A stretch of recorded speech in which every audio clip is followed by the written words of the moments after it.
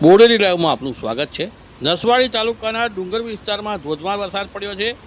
વહેલી સવારે પડી રહેલા વરસાદને કારણે મેણ નદીમાં ઘોડાપૂર આવ્યું। મેણ નદી નસવાડી ડુંગર વિસ્તારમાંથી ને પસાર થાય છે। ભારે પાણીની આવક થતાં જે ડેમ છે નાનો ચેકડેમ એ પણ ઓવરફ્લો થયો। આપણે જોઈ શકીએ દ્રશ્યો કે ઉછળતા ઘૂઘવતા નીર નદીમાંથી પસાર થઈ રહ્યા છે। દુગધા ગામ પાસે નદીમાં ચેકડેમ છે તે ઓવરફ્લો થયો।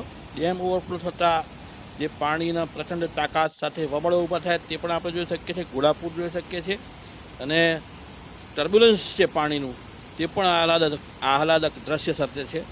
આપણે વિડીયો જોઈશું પાણીની તાકાત સાથે જે વહેણ છે તેના।